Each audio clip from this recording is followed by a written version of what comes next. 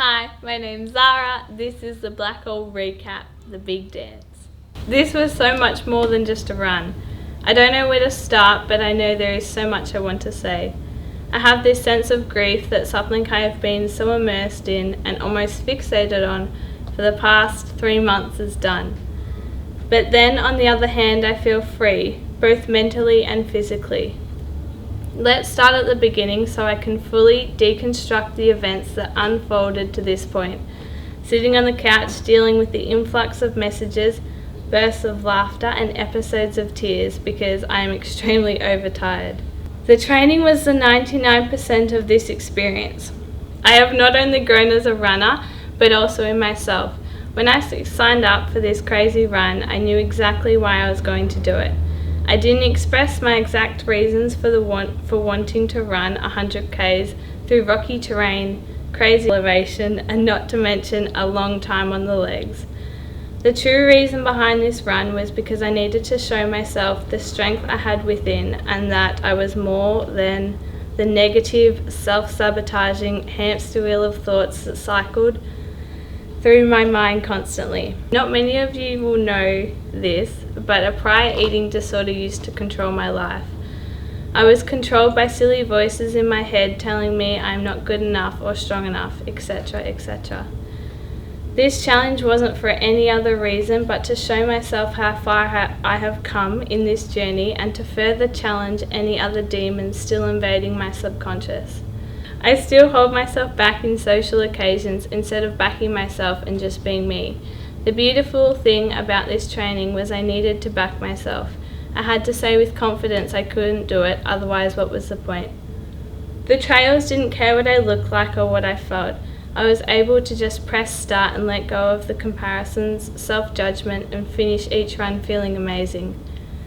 As the training runs increased in distance and my confidence boosted, I found myself changing.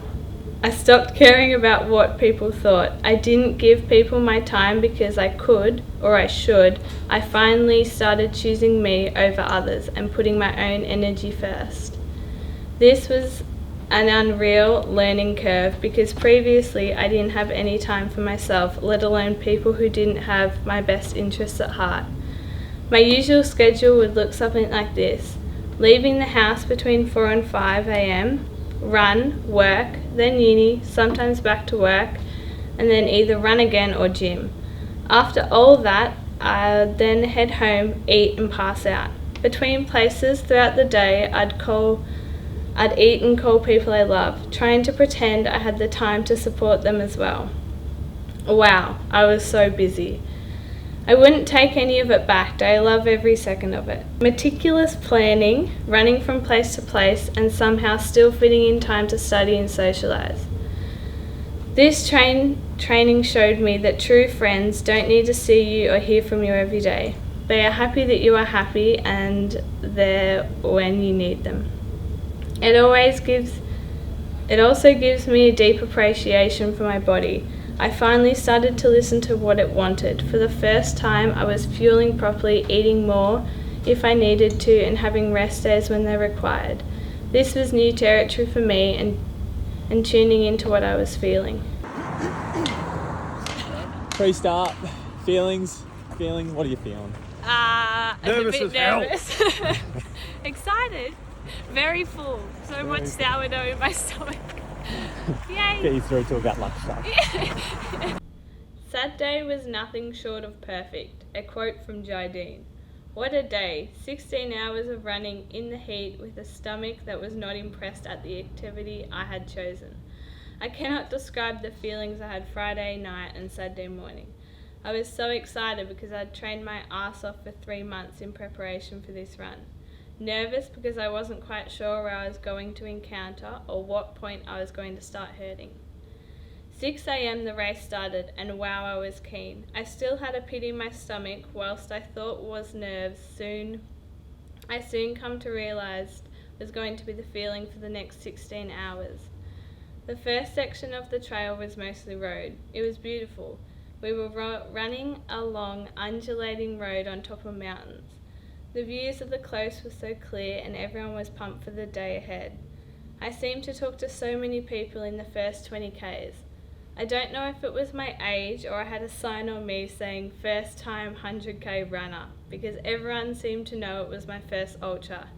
Maybe it was my anxious smile or they just knew. Either way, it was so special how encouraging the pack was. Unfortunately, one competitor got in my head.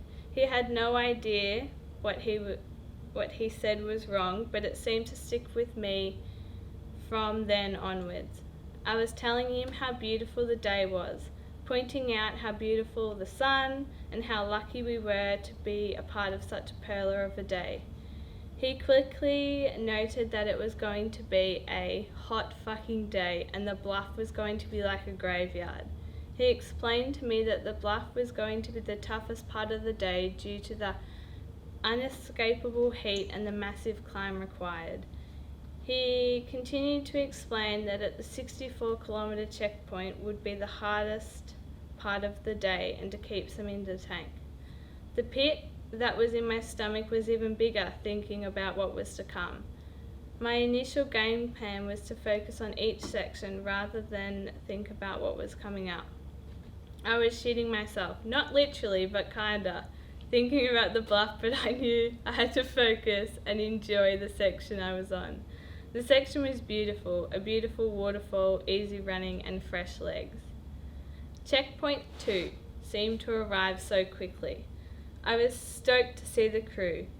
I was starting to heat up, which I was trying to ignore because it was only making my stomach more upset. The theme of the day was an upset stomach. The toilet stop count was already up to 4 or 5. I don't even know at that point, but I was trying my hardest to silence it. Mum and Dad had tears in their eyes and Jai was like the pit stop crew off the movie Cars. He was organising things I didn't even know I wanted. But before I knew it, I had a small salt mill brekkie bar in my hand, ice in my hat and being sent on my way after sweaty hugs and kisses. 2 metres down the road I was doing maths about how long it would take until I would see them all again. Gosh, I still felt sick. All I could think about was why didn't I treat myself to a proper toilet while I was near one. The sun was beautiful, but it was losing its beauty as the day progressed, and it was indeed getting hot. I pushed on, counting down the 19 kilometres until I could see the crew again. The first part was stunning, hilly but runnable. I was feeling super strong and the legs were fresh. My mind was strong, but oh boy, my stomach wasn't having a fun time. By this stage I had stopped eating because everything went down and seemed to come back up faster. Bananas were my go-to during training, but for some reason today, the most important day, they didn't sit in my stomach. Let me tell you, spewing up bananas and water while trying to run isn't ideal when you're only 30 kilometres into a 100-kilometre day. I ditched the bananas shortly after that and tried to get down the pureed fruit and water. I don't quite remember the point where I thought, far out, that guy was right, she's getting hot out here, but it hit. It was close to checkpoint 3.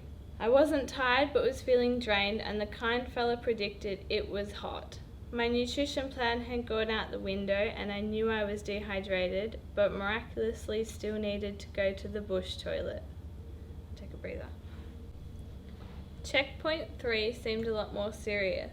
I walked in and I think everyone knew I was struggling. I was hot, dehydrated and pale. I looked at them all with concern and explained, I haven't eaten enough. They quickly sat me down. I had an umbrella over, shading me from the sun in seconds, thanks to Dad, and was being presented with an abundance of food and drinks. I knew I needed all of it, but nothing looked appetizing. I smashed yet another salt mill brekkie bar, soon becoming my favourite treat, and prepared for what was to come. I knew the next section was going to be the hardest part of the day. It was now the middle of the day, sitting at around 28 degrees, and I had a huge climb ahead of me. My crew all hugged me again and sent me off. The first section, I had come in ahead of my predicted time, but I knew I was going to be slower now. Up the bluff I went. The first 5-ish kilometres was just a long uphill climb with very minimal shade. My feelings surrounding the sun had progressed from being, gee, how beautiful is the sun, to wow, the sun is shit, real quick. To my surprise, my hiking game was still strong. I tried to move as fast as I could because all I wanted to do was arrive at the 64-kilometre checkpoint and see the people I loved. I found myself leading a train of humans up the bluff. This was so special. I was mentally battling, but had 4 or 5 people behind me feeling the same. They were hiking at my pace and sharing the moment together. I was still really hot, but I put on some music as a distraction. The first song that I played was I Am Australian. What a song! We were all battling, but doing it as one. No one spoke, just listened and trudged together. The song ended and we all spoke about it for a little bit. I stopped playing my music because the song that followed was Pony from Magic Mike, and that didn't suit the mood. Silence reappeared, and then before we knew it, we were at the top. Thank God for that. The volunteers at the water station were so lovely, spraying us with water and words of support. My stomach had slightly settled because either I was too distracted with the climbing or because I wasn't running it had time to digest some food. Unfortunately, we still had 14 k's until the crew checkpoint, and that couldn't come sooner. I was still hot but began running and felt good. For the first time during the run, I was feeling a proper high. After eating my waiting watermelon and being able to keep it down, I had energy. For the next 8 k's, I felt speedy. The kilometres ticked by so fast. Unfortunately, that high didn't last for as long as I hoped. The trail became hilly again and it was still damn hot, and that watermelon I thought was settled come back up faster than it went down. Far out, that was such a low point. I went back to what I knew, hiked the hills with power and run the runnable. I came into checkpoint 64 feeling like a shell of a human. I couldn't be more stoked to see Mum, Dad, Jai and Lance. I didn't know if I wanted to cry or laugh. My fabulous crew stepped up yet again and took control. How ironic. My mum loves a healthy, well-balanced feed, and anything to do with carrot sticks and hummus is now handing me a Mars bar and a can of Coke, forcing me to eat it. This checkpoint was the hardest to leave. I walked out of the checkpoint feeling tired and emotional. I cried and walked for about 2 kilometres after leaving the safety of the crew. I then quickly realised that this section was super runnable. I began running and wow did I feel amazing. Let's thank the Mars bar. My legs were moving fast and I had somehow managed to ignore what my stomach was feeling. I continued to run and spew little amounts though through this section, but by this point this was my normal. I was on such a high. I kept checking my pace, and on the flats I was doing between 5:40 and 6:30, which was unreal. It was so surreal that I was at the 72-kilometre mark and running strong. I found myself jogging the hills and was so keen to tell the crew all about it. Jai told me to make it to checkpoint 5 before dark, and boy did I try. Checkpoint 5 seemed to arrive so quickly. I couldn't stop smiling and dancing. The crew handed me all the food, brekkie bars, Coke and egg sandwiches. I was on such a high, telling them all about how great I felt and how epic the section was. I don't have any of this. It's a video. Tell us how you feel. Great. 82 k's. 18 to go. Everything's Two sweet. bottles, you got 1 water, 1 Powerade. Not a time to dance. Isn't that of Madagascar and he's like this? That's your fave, isn't it? Let's go. Let's do it. Smash that Coke. Get that brekkie bar. That hurts my tongue. There's something wrong with that, I swear. How do people drink that? I think you just got to add bourbon. Everyone was smiling and I was so stoked that there was only 18 kilometres left. I was under the illusion that because the last section was so runnable, that this section was going to be the same. I couldn't have been more wrong. This was the most technical part of the day and it was in the dark. I wasn't ready for this. I was on such a high leaving my team, smiling, laughing, and now I was battling downhill sections with rocks and darkness. I was alone for a lot of this 10Ks. I remember Lucy, Bartholomew and Jai telling me to buddy up so the dark isn't as mind-numbing, but unfortunately the people overtaking me were clearly on a high because I couldn't keep up with them. Every time I started to run, it seemed impossible. I would stumble, then go back to walking, then continue crying.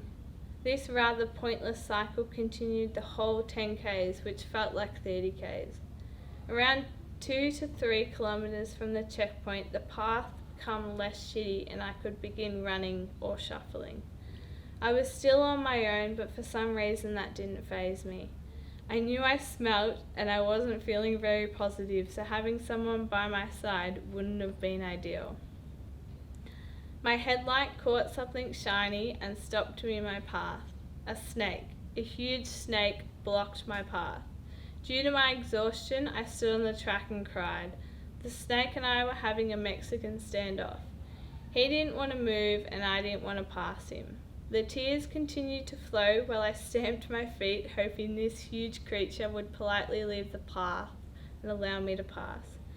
Thankfully, the female version of Steve Irwin appeared from the darkness. She was probably in her 50s and greeted me with a huge smile and a pat on the back. I explained to her that there was a huge snake stopping me from going past. She questioned the location of the snake while she held my hand and we quickly stepped past it. I was confused that she didn't see it, but happy that she was there to help. We finished the last part of the section together and we're both so happy to see our wonderful crew. I sat down with my crew, consoling me as I explained how bad the section was and how tired I felt. They handed me a boost and a can of Coke while I told them about the massive snake. The funniest part of this story is that the following day, while looking at photos, I stumbled upon a picture of the so-called massive snake. The snake was about the length of my shoe and certainly not blocking the path. I was clearly very delirious. Don't smell it, just drink it. Wow. I promise there's no... Is there sugar in this coffee? There is. Yeah. Dad. It wasn't gas, that one, actually. Sorry, is it in your eyes? No. Wow. Yeah, that if you want. I'm Steve Steph. Irwin. The whole steak team are real. I was just thinking of you, Jai. Oh, I would have been fucking running. I just like... I had 8 kilometres to go. Jai and Lance kept telling me that it was just a social run left and that I was done. They weren't wrong, but in no way was this a speedy 8-kilometre run. It was a walk and occasional few steps of shuffling. I wanted to run so badly, but was so exhausted. I was still extremely emotional and found myself bursting into tears randomly. Jai had told me to soak in the last 8 kilometres because I had done it. To recap on the past 3 months of hard work, sacrifice and planning. I did that. I took it all in and cried a lot. Thankfully, the time went somewhat fast and I found myself running alongside Jai coming into the finishing chute, leading into the finisher's shed. Holy shit, I was so ready to end the day. 16 hours of moving was certainly enough. I had pushed myself more than I thought I was capable of. I had given everything I had and was so proud of myself. Not once did I consider pulling out or did I think it was too much to handle. I dealt with the crazy stomach pains, spewing, loo stops, highs and lows, all while chipping away at the kilometres. I finally got to ring that bell. My ring was pathetic, but it was enough. I was done. I found Mum and bursted into tears. I was overwhelmed with pain and a sense of accomplishment and delirium.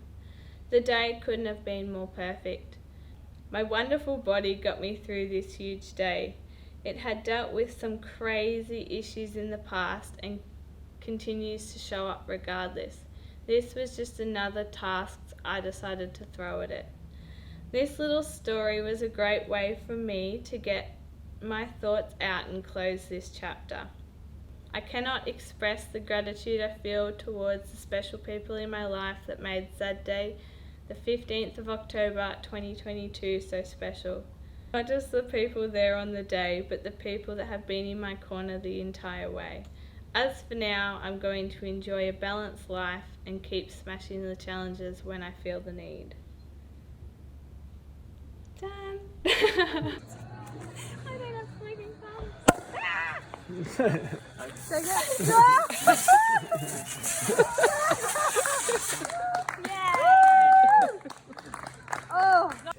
Hey, how are you, Zeus? Yeah, I'll bring you deodorant. Hi, Debbie. Stop it. Yeah. My boobs Old man.